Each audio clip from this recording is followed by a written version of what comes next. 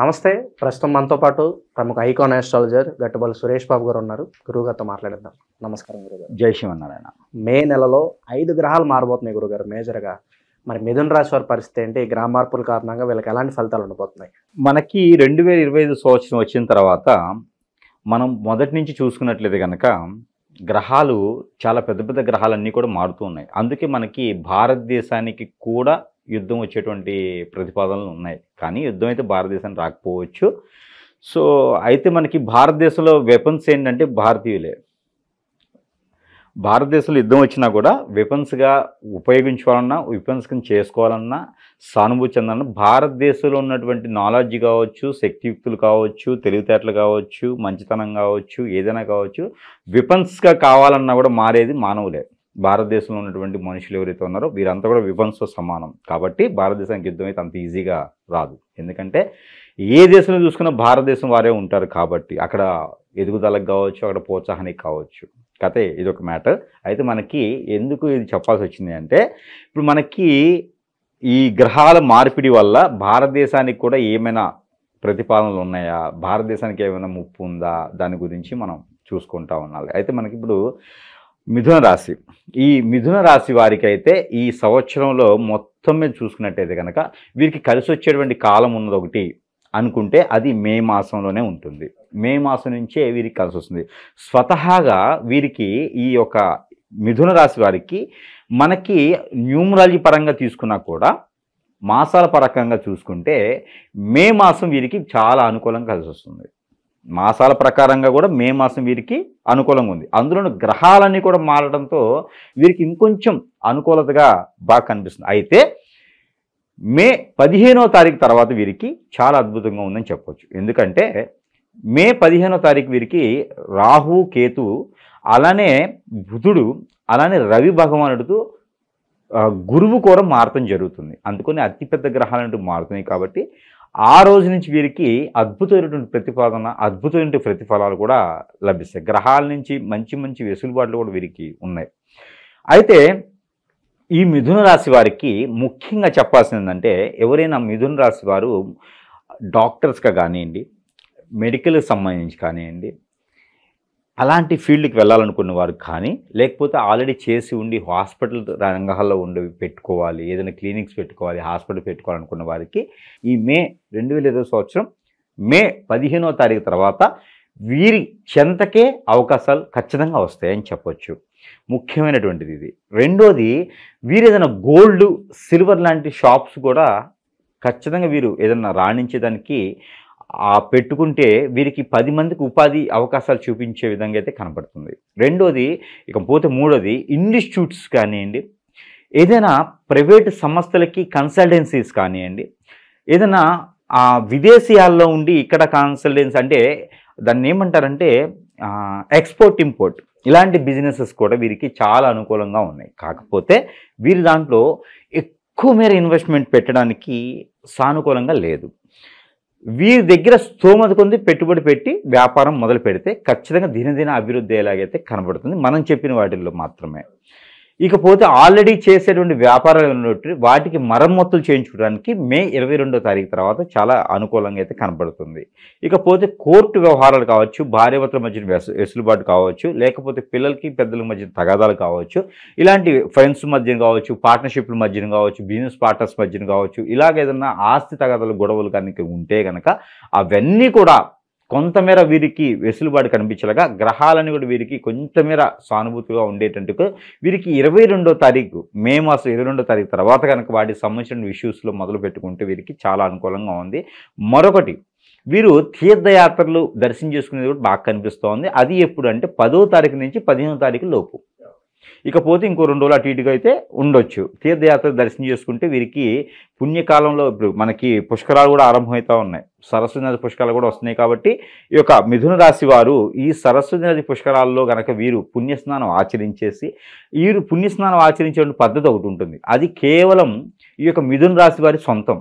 అది ఏంటంటే, స్నానానికి నది కావచ్చు, సముద్రం కావచ్చు, చెరువు, వాగు, ఏరు, సెలయేరు, కోనేరు, బ్రహ్మగుండాలు, ఇలాంటి వాటిలో వారు సమీప దూరంలో ఎక్కడ పుష్కరాలు ఆరంభమైన తర్వాత స్నానం ఆచరించుతారో అక్కడ వీరికి ప్రత్యేకించి ఈ రాశి వారు చేయవలసినటువంటి పుణ్య కార్యక్రమాలు అంటే పెద్దలు చేయాల్సినటువంటి కార్యక్రమాలతో కాకుండా వీరు లోపలికి వెళ్ళేటప్పుడు బయట నుంచి మట్టి తీసుకుని వెళ్ళి లోపలికి వేయాలి. స్నానం అనంతరం లోపల నుంచి మట్టి తీసుకొచ్చి బయట వేయాలి. లోపల ఇసుక ఉన్నాయి, మట్టి ఉన్నాయి, ఏదైనా ఉన్నాయి, బయట వేయాలి. అంటే ఆ స్నానం అనేది వీరికి సంపూర్ణంగా అయినటువంటి ఆస్కారం ఉంటుందన్నమాట. ఆ పూర్వీకుల దోషం పూర్తిగా తీరిపోతుంది అని చెప్పొచ్చు. దానివలన వీరికి స్ట్రెస్ ఫీలు, ఆరోగ్య సమస్యలు, పెళ్లి సమస్యలు, అలానే ఆర్థిక సమస్యలు అన్నీ కూడా నెరవేరుతాయి.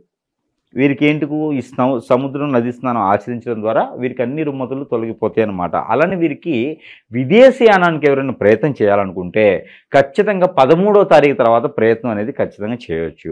వీరికి అన్ని రకాల రంగాల్లో కూడా ముందుకు వచ్చేటువంటి అవకాశాలు అయితే మెండుగా కనబడుతూ ఉన్నాయి ఈ మాసంలో. అందుకని ఈ మాసంలో రాణించేందుకు అవకాశాలు ఉన్నాయి కాబట్టి ఏ రంగంలో అయినా సరే మీరు ముందుగా తొలి అడుగు అనేది వేయొచ్చు. ఇక వీళ్ళ ఆర్థిక స్థితిగతులు ఎలా ఉండబోతున్నాయి గురువుగారు? వీరికి ఆర్థిక స్థితిగతులు అయితే ఒక మేర బాగున్నాయని చెప్పొచ్చు. ఎందుకు అంటే పోయిన మాసాల కన్నా బెటర్ అనే చెప్పొచ్చు. ఈ రాశి వారికి, మిథున రాశి వారికి పోయిన మాసం కన్నా బెటర్ అని చెప్పొచ్చు. కానీ వీరికి సంపాదించేదానికన్నా ఖర్చు పెట్టేది కూడా ఎక్కువ కనిపిస్తోంది ఈ మాసంలో. మిగులుతాయి పర్వాలేదు అనుకున్నప్పటికీ ఏదో ఖర్చు రావడం వస్తుంది. ఎవరో డబ్బులు అడగడమో, లేకపోతే ఇంట్లో వాళ్ళు అడగడమో, హాస్పిటల్ ఖర్చులో, లేకపోతే ఎంజాయ్ చేయడానికి ఖర్చులో, ఈ రకమైనటువంటి ప్రతిపాదనలు అయితే ఉన్నాయి. కాకపోతే డబ్బు పోయినా సాటిస్ఫై అయితే ఉంటుంది. ఈ మాసంలో సంపాదిస్తారు, ఖర్చు పెట్టినప్పటికీ సాటిస్ఫై ఉంటుంది. కాబట్టి సంపాదన విషయంలో అయితే ఇబ్బంది లేదు. తొలి అడుగు అయితే పడుతుంది, దానికి సంతోషం. ఓకే, ఇక ఉద్యోగస్తులు అలాగే విద్యార్థుల పరిస్థితి ఎలా ఉండబోతుంది? ఉద్యోగస్తులకి ఈ మాసంలో అయితే చుక్కెదురని చెప్పవచ్చు. ఎందుకంటే వీరికి వెసులుబాటు అయితే కనపడట్లేదు. కొంతమేర గ్రహరీత్యా దోషాలు అన్నీ ఉన్నప్పటికీ కూడా కొంతమేర పెద్ద స్థాయికి వెళ్ళ వాళ్ళు ఎవరైనా అంటే కూడా సైలెంట్గా తలకాయ దించుకోవడం మంచిది. విచ్చులకు పోయేసి లేకపోతే అక్కడ ఓర్పు లేకపోతే కనుక ఖచ్చితంగా ఇబ్బంది పడే అవకాశం ఉంది. కొత్త జాబులు అయితే మాత్రం సమయం పడుతుంది. అందుకని ఉన్న జాబుకి పోగొట్ట కొంతమేర తగ్గి ఉండడం అనేది మంచిదని చెప్పవచ్చు. ఇక ఆరోగ్యపరంగా ఏమైనా సమస్యలు వచ్చే అవకాశం కనిపిస్తున్నారు? వీరికి ఆరోగ్యపరంగా అయితే మాత్రము థైరాయిడ్, స్ట్రెస్ ఫీల్ వల్ల గ్యాస్ ట్రబుల్స్ వస్తాయి, థైరాయిడ్స్ వస్తాయి, స్క్రీన్కి సంబంధించిన ప్రాబ్లమ్స్ అయితే ఖచ్చితంగా రావచ్చు అని చెప్పొచ్చు. 9వ తారీఖు తర్వాత మాత్రమే దాని దగ్గర ప్రికాషన్స్ తీసుకుంటే సరిపోతుంది. ఇక వీళ్ళు ఎలాంటి రెమెడీస్ చేసుకుంటే బాగుంటుంది గురుగారు ఈ మాసం? మరి ఈ మాసంలో 12వ తారీఖున మనకి బుద్ధ పౌర్ణమి కూడా రావడం అనేది జరుగుతోంది. 15వ తారీఖు వీరికి మనకి సరస్వతి నది పుష్కరాలు రావడం జరుగుతోంది. ఈ రెండు ఈ ఒక మాసంలో ప్రత్యేకమైనటువంటి దినములు. ఎందుకు? ద్వాదశ రాశుల వారికి, అందులోనూ ఈ యొక్క మిథున రాశి వారికి అయితే ఇంకా అద్భుతమైనటువంటి ప్రతిఫలం కనిపిస్తోంది. అందుకని పౌర్ణమి రోజున వీరు ఎక్కడైనా ఈ ఉప్పు దీపం పెట్టడం ద్వారా, ఆలయాల్లో ఉప్పు దీపం పెట్టడం ద్వారా వీరికి ఖచ్చితంగా మంచి జరిగేదానికి ఆస్కారం ఉంది. ఆ ఉప్పు దీపం ఎలా పెట్టాలంటే ఫ్లోర్ మీద ఒక దోసెడు ఉప్పు పోసేసి ఒక ప్రమిది పెట్టి ఆ ప్రమిదిలో ఒక గుప్పెడు ఉప్పు పోసి మరీ ప్రమిది పెట్టేసి ఆవు నెయ్యి కానీ కోకోనట్ ఆయిల్ కానీ వేసేసి లేదా నేతి దీపం అని పెట్టవచ్చు అనమాట. ఆవు నెయ్యి అలాగా ఆవు నెయ్యి కాకుండా మామూలు నెయ్యి దొరికినా కూడా అలా పెట్టవచ్చు. లేదా నువ్వుల నూనె అయినా సరే అట్లీస్ట్ వీరు దీపం పెట్టుకునేదానికి మంచిది. కోకోనట్ ఆయిల్ అయితే కూడా మంచిది. ఆవు నెయ్యితో పెట్టిన దీపారాధన పిల్లలకి ఎదుగుదల పనికి వస్తుంది.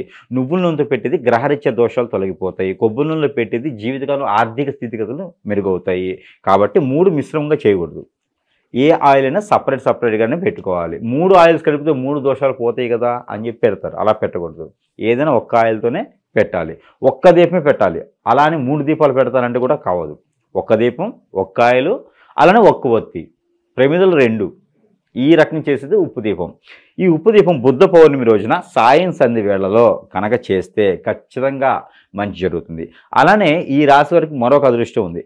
పెళ్ళి అయ్యి ఇప్పటివరకు పిల్లలు పుట్టలేటువంటి వారు ఎవరైనా ఉంటే ఉదయించేటువంటి చంద్రునికి పాలు కాగి చల్లార్చి పటిక బెల్లం కలిపినటువంటి పాలు లేదా కిస్మిస్ మిక్సీ వేసి ఆ రసాన్ని పోసి లేకపోతే కనుక తేనె వేసినటువంటి పాలు ఉదయించేటువంటి చంద్రుడికి నైవేద్యం పెట్టి ఆ పాలు భార్యాభర్తలు ఇద్దరు కూడా స్వీకరించినట్టయితే వారికి రానున్నటువంటి రోజుల్లో భార్యకి పిల్లలు పుట్టేటువంటిది అవకాశం అయితే ఖచ్చితంగా ఉంటుందని చెప్పొచ్చు.